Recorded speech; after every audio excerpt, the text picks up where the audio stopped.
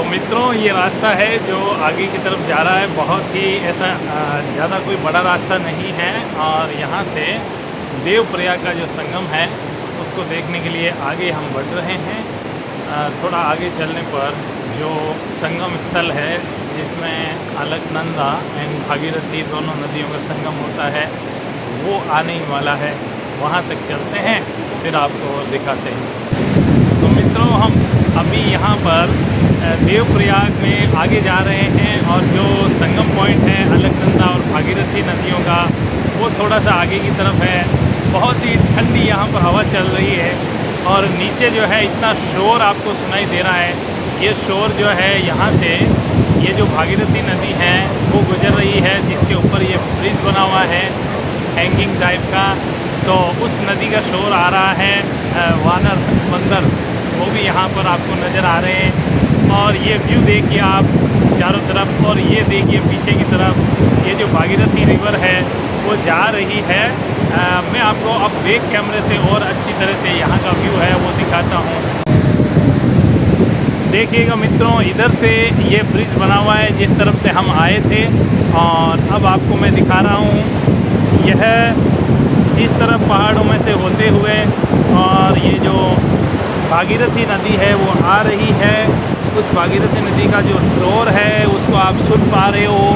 उस शोर में जो मेरी आवाज़ है उसको भी आप शायद कम सुन पा रहे होंगे।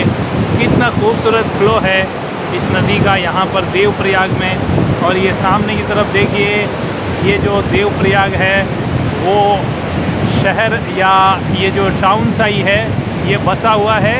और संगम पॉइंट तक जाने के लिए हम अभी आगे जाएंगे इस ब्रिज को पार करके और इस तरफ जाएंगे जिस तरफ मैं कैमरे को दिखा रहा हूँ। ये देवप्रयाग जो टाउन है इसका भी खूबसूरत व्यू आप देख पा रहे हैं। और थोड़ा सा आगे जाने पर ये जो अभी आप केवल एक ही रिवर को देख पा रहे हैं भागीरथी को ही, दोनों जो नदियाँ हैं यानी यहाँ पर अलकनंदा है उसका भी जो संगम है वो। तो हम आगे चलते हैं और देखते हैं मित्रों।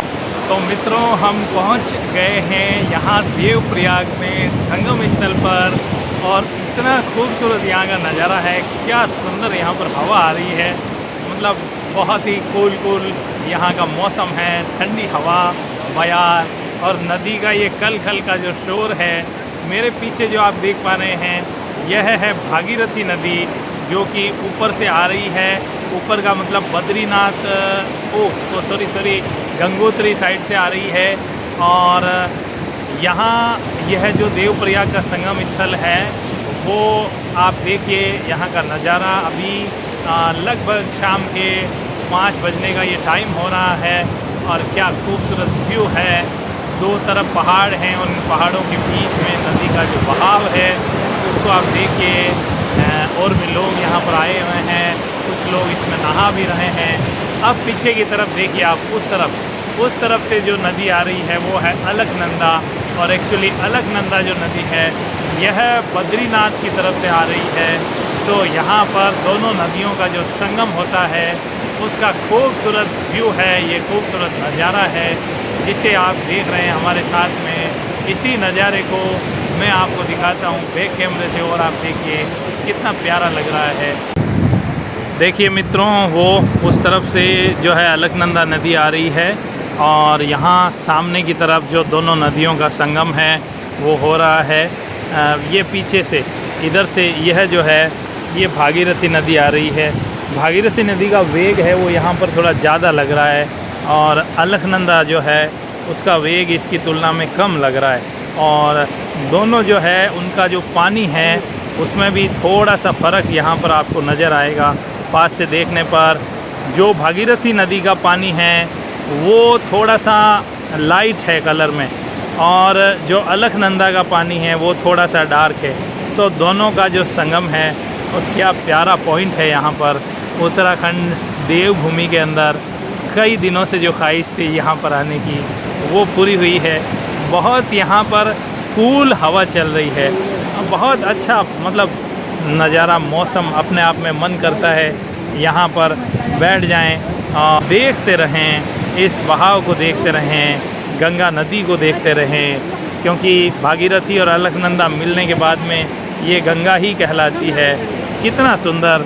और एक बात की हम अगर कल्पना करें तो यह जो नदी है या यह जो नदियां हैं दोनों, ये कितने समय से यहाँ पर इसी तरह से बह रही है, कितनी वक्त बीत गया होगा, हज़ारों वर्ष बीत गए होंगे, लेकिन ये जो नदियों का बहाव है और यह जो पहाड़ है यह इसी तरह से कायम है।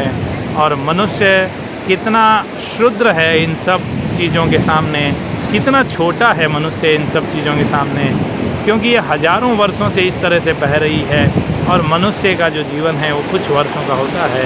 तो प्रकृति का जो विस्तार है उसको यहाँ पर हम देख सकते हैं। सामने देखिए वो गोल गोल पत्थर हैं, आहा, वहाँ तक जाने का यहाँ से मुझे रास्ता नज़र नहीं आ रहा है। क्या खूबसूरत लग रहे हैं, क्योंकि मुझे लग रहा है कि बारिश के टाइम में ये जो बहाव है वो थोड़ा और ऊंचा कुछ हो जाता है, तो इस वजह से इन पत्थरों के ऊपर से भी ये पानी निकलता होगा, तब ये घिस घिस करके ऐसे हो गए हैं गोल। वाह, अमेजिंग।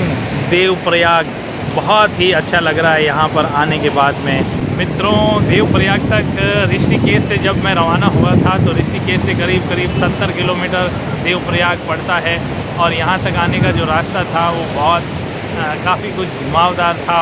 पहाड़ के ऐसे ऊपर कभी कभी नीचे की तरफ चलते हुए, और जो भागीरथी नदी है वो इस पूरे रास्ते में हमारे साथ साथ में थी, या हम उस नदी के साथ साथ में चल रहे थे, रास्ता उसके साथ साथ चल रहा था।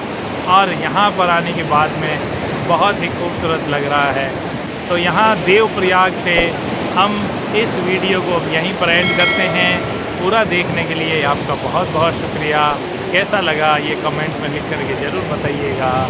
जय माँ गंगे, जय भागीरथी, जय अलकनंदा, इनक्रेडिबल इंडिया, अद्भुत भारत। भारत के दर्शन अमेजिंग है, बहुत प्यारा है।